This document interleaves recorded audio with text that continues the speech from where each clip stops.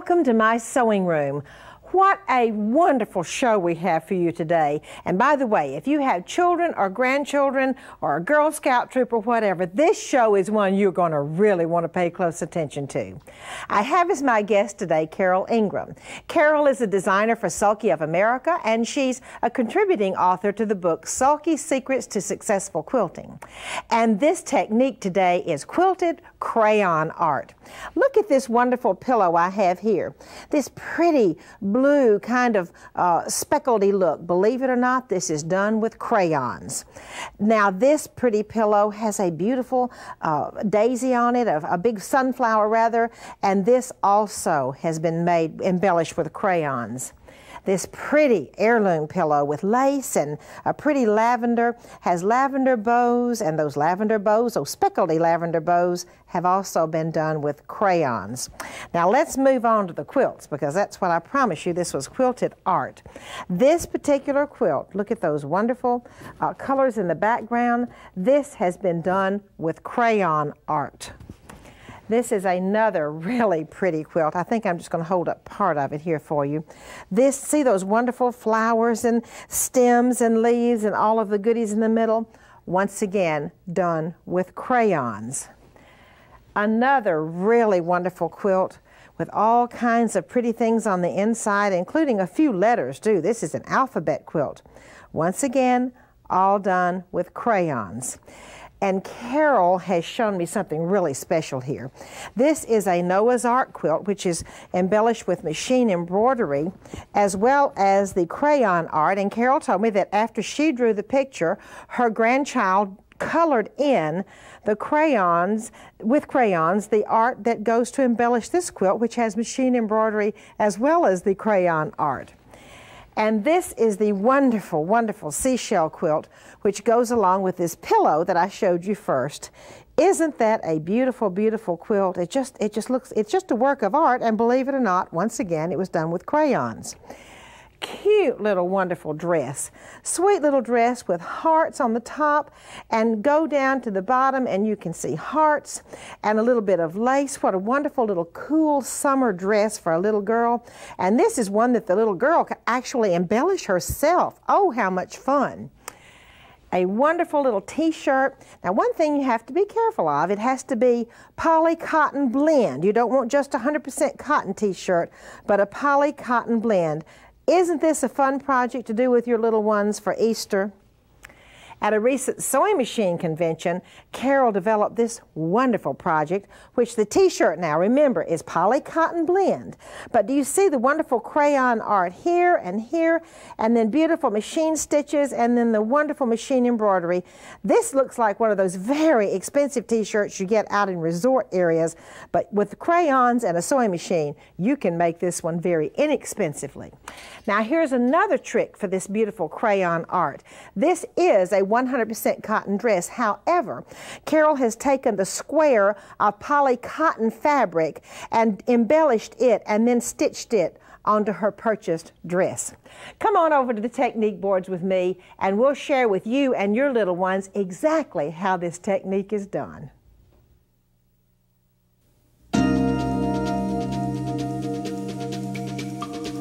This quilted crayon art is so much fun and so easy. First of all, you wash your fabric, which must be a poly cotton blend, not 100% cotton. Then you use an iron-on tearaway stabilizer. Iron it on. Then you have a template, whatever template you'd like to have, and you transfer the template to sandpaper. Cut it out if you like, and then you use crayons, and do not use the washable kind. Get the old-fashioned crayons.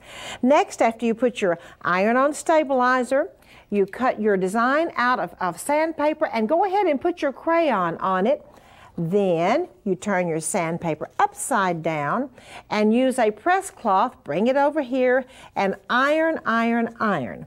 Now, if you want to add confetti, I'll show you in just a second how to do that. If you want to put some little squiggles on here, just take your crayon and put some squiggles, and the confetti is a really wonderful trick. You use an old cheese grater, grate up your crayons, and go back through that same process. Now, after all of this is done, remove the iron-on stabilizer and wash it and the washing does take some of the color out of the way and makes it a little bit faded looking, which is what you want. And now the inventor of this technique, and the lady who has come to share this with you today, is my friend and business colleague, Carol Ingram. Carol is a designer for Sulky of America and a contributing author to Sulky's Secrets to Successful Quilting. Carol, welcome to the show. Thank you, Martha. Show us the fun. I'm going to put your cheese grater right there. Okay, great. Well, let's just have some fun here. We've just really been having a good time with this project. As you said, we're going to start with a polycotton fabric. 50-50 polycotton is best, but most of the time nowadays you just find 65-35. So the first thing we're going to do is take the piece of polycotton. We're going to wash it to remove any finish. The finish, a lot of the manufacturers nowadays have a finish that will resist the crayon. Oh. So after that, we're going to wash it and dry it, and then we're going to apply the iron-on tearaway stabilizer to the back. This serves two purposes. The first purpose is it's going to act as a resist, because when you melt your crayon, it may come through and stain whatever's underneath. So this will act to resist that. Secondly, it flattens your fabric and stabilizes your fabric to where you actually have like a piece of paper so that you can draw on it. See, which is really good for the children, because when you try to color on fabric, you know, your fabric wants to scoot up. Well, this way it doesn't do that. So the next thing you're going to do is you're going to make a template. In this case, we have this heart template. And on that, you're going to lay it on your sandpaper. And your sandpaper has to be a very coarse grid. The coarse grid has to be at least a 60 grid. A 60 grid. And that has a tooth, a heavy tooth. And the crayon, which being waxed, when you draw on it, the tooth will hold the wax residue so that you can transfer it. Here we have a piece that's already cut, and what we did was we took our crayon. You can see that I have chosen the larger, fatter crayons because it works better. And be sure they don't get the washable kind. And be sure they don't get the washable kind, and you're just going to draw your design on your sandpaper. And you're going to press down because you want that tooth to hold that. Then you're going to take and shake it off, because you're going to have a little residue, and if you don't shake it off, you have little tiny specks over there. And I like to take a nice clean brush, shake it off like so, and I'm going to move these, put this down here. We're going to turn it over like so, and if there's any specks here, I'll take my brush and I'll clean off any specks so I have a nice clean surface. Okay. Then I'm going to take a pressing cloth, lay the pressing cloth on top, and with a dry, hot iron. You don't want the iron hot enough that it's going to melt your polycotton, so it should be on at least a polycotton setting. And then you're going to press and lift.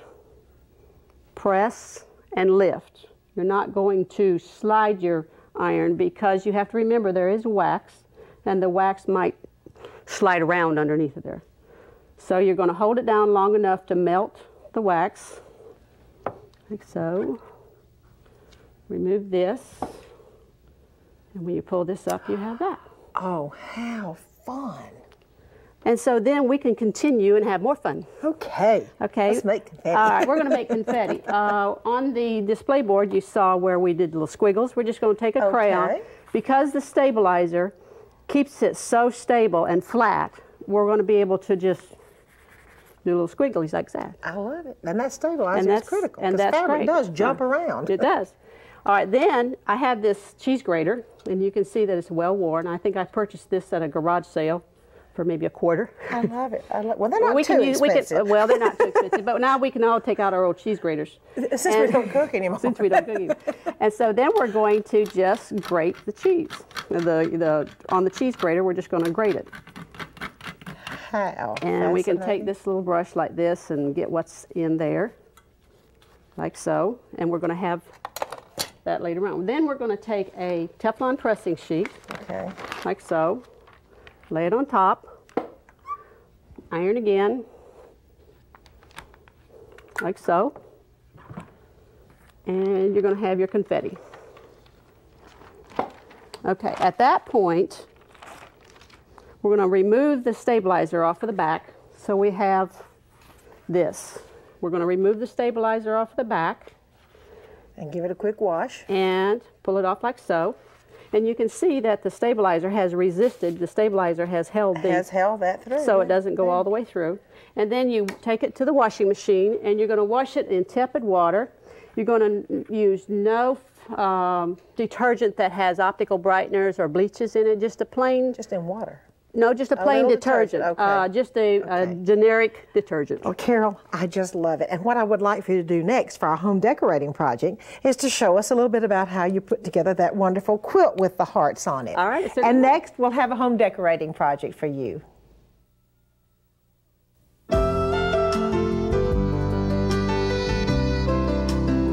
I cannot wait to go home and make one of these heart and squiggle sandpaper quilts with my granddaughters. Well, grandsons would like this too, I think.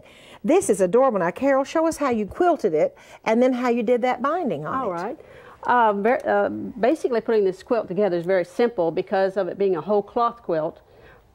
We have just one piece of cloth to work with. So after we've washed it and pressed it, we're ready to construct the quilt. And we do that by having a backing and the batting, and then the quilt top. And we're going to use this temporary spray adhesive to put it together.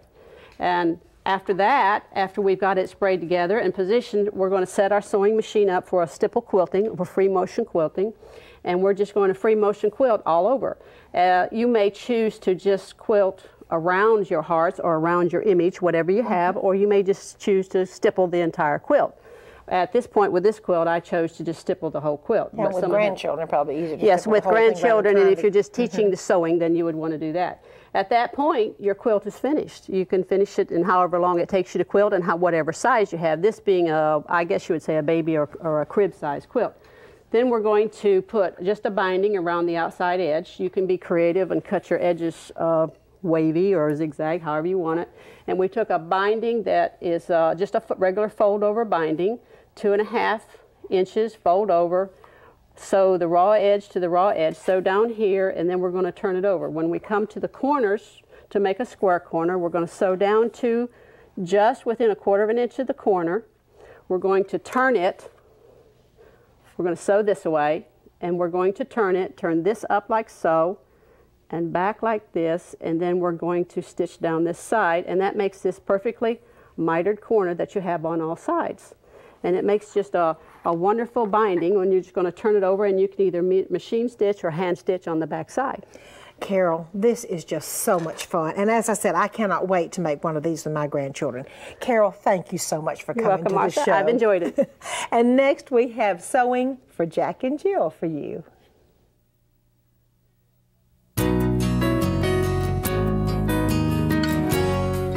These Madeira windows are totally beautiful in my opinion, and you can leave them simple in the middle or you can put lace in the middle. Let me share with you an example of each. On this beautiful dress from Jack and Jill, this is the Madeira window right here, and as you can see, we have put lace in the middle of the Madeira window as well as a little bit of silk ribbon embroidery. Now on the little boy's suit, we have left the middle, this is again the Madeira window, and we have left the middle plain. We did not put lace, and we just put a little, a really pretty antique pearl button and several little French knots, once again out of the silk ribbon. So Madeira window applique is really very easy, and let me just share with you exactly how we do this. Since these are diamonds for these windows, I'm going to first of all draw a diamond on the base fabric. Then I'm going to put the base fabric over here on the fashion fabric on the back. In other words, that's what I've done here. This is the back of the garment, and here's the base fabric where I'm going to straight stitch around the diamond, attaching the two using a water-soluble basting thread, and there's several different brands. It's reasonably easy to find. Water-soluble basting thread in the bobbin or in the top. You don't really need to use it in both, and then just a regular thread in whichever one you didn't use. Then I'm going to stitch through it, and then after I attach the two, I'm going to take my scissors and trim away the inside of my Madeira applique diamond. I'm going to slip the corners just a little bit so I can turn it right side out. Then I'm going to turn it right side out. That's pretty easy to do. And I've actually already done that for you on the next step. Now this is very, very, very important. I'm going to take a spray starch, any brand will do, and get this really wet, and I mean really wet. And then I'm going to take my iron. Now, why do I get it really wet? I bet you can guess. I've got to melt that wash-away basting thread. So I got it really wet. You know what I've learned through trial and error? Anytime I do a lot of spray starch and then I iron, it's really a good idea to put a press cloth over it. So I'm going to get it really wet and then really dry it. And after I really press it really dry, well, I think I've stuck it over there. After I get it really dry, then I will pull it apart. I will go pop, pop, pop, pop, pop, pop, pop. I will pull it apart, and then I have my Madeira window. The next step, when I have my Madeira window, and let me just flip this back so you can see. That little part is just folded back as nice as can be. All right, I have my Madeira window, which is the outside, the fashion fabric, and I will put it on top of whatever's going to be underneath it. And I will simply stitch around it, and then I have my Madeira window. Right here I've stitched around it, and then you can either, if you want to cut away the backing, you certainly can cut away the backing, but actually it's just kind of nice to have a lining there. And then on the little girl's dress, if you remember, I showed you we put lace in the middle, and on the little boy's suit we just simply put a button in the window for the Madeira windows. And now Beverley Sheldrick has a silk ribbon technique for you.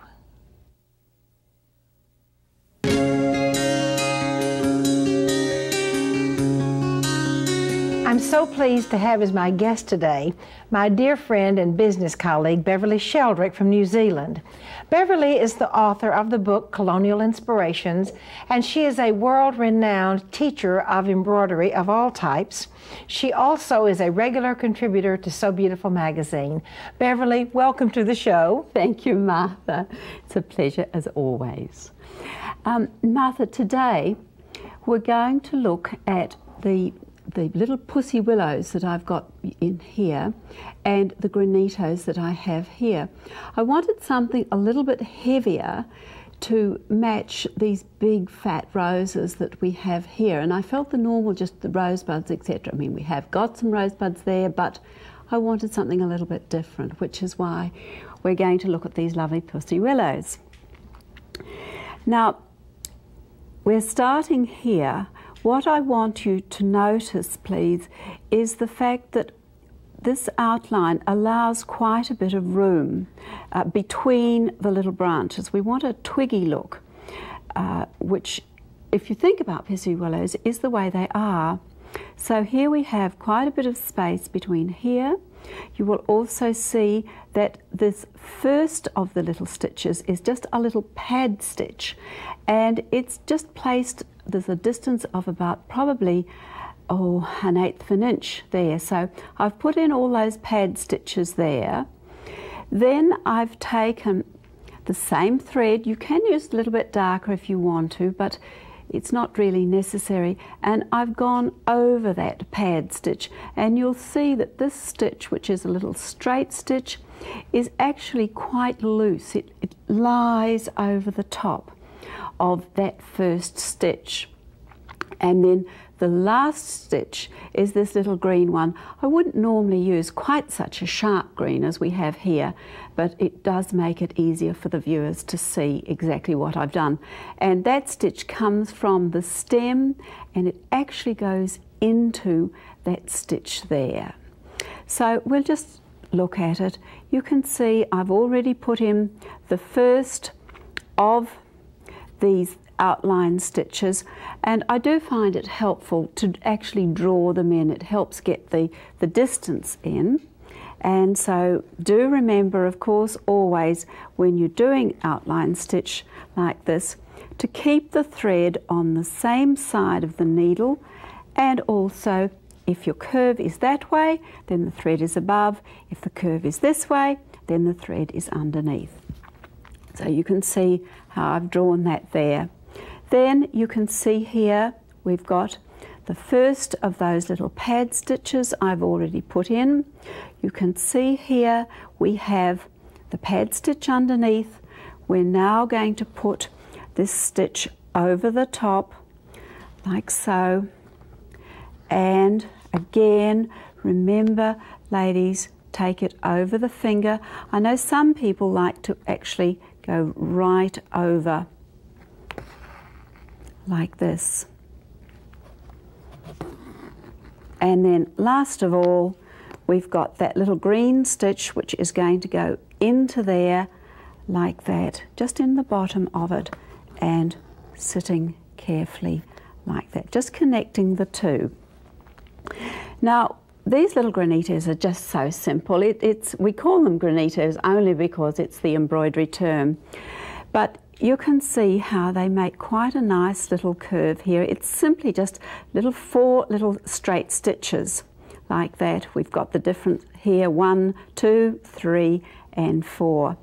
Now, there's just one little hint that I would like to give our viewers when they're doing these little stitches, because we're going to be working from the outside in. And so when I come up to do the second stitch like that, I'm actually going to give that a little tug like that, and you will find that that helps to open up that center hole and makes it easy for you to actually go into that second, we're using that same hole each time. It also means that you then don't have a hole in the center which you have to actually fill with a French knot or something like that.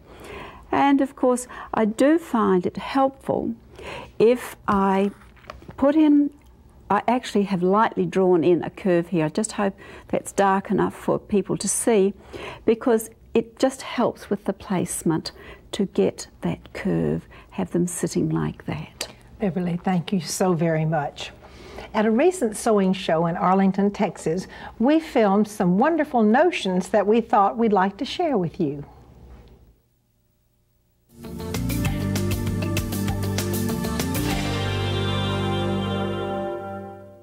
It's very convenient to have threaded needles ahead of time so you don't have to stop each and every time. So this is the solution.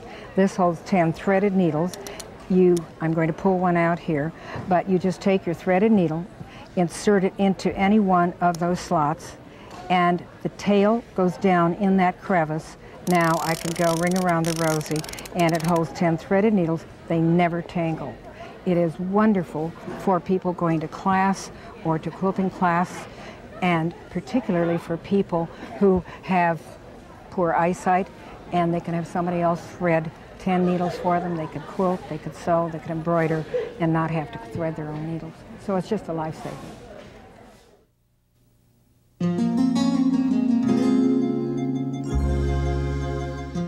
In my travels around the world, I find it very unusual to find an older girl dress. This is one of those wonderful finds, and I estimate the dropped midi dress to be maybe in the, anywhere from 1910 to 1930, actually. The collar is so pretty with its scalloped lace and the entredeaux at the bottom, and then the gathered. And by the way, the scalloped lace has been stitched on with a hem stitcher, so I know hem stitchers were around by the 1900s. Then the lace has been attached with a hem stitcher also, and then the little drop waist is so interesting, and then it basically has a triple skirt. The triple ruffle on the 1-2 ruffled skirts, and then there's just a plain skirt. Now let me show you the back of this dress. It was not necessary to have openings down the back of this dress because it was so full and loose and has a large neck opening. But you see, they just used a piece of lace down the middle where the collar came, and probably at one time you would have used this pattern to have put buttons and buttonholes, but this creative lady just decided to put a piece of lace down the middle. Thank you so much for joining me in my sewing room today. I hope you've had as much fun as I have. I'd like to invite you to come back next time.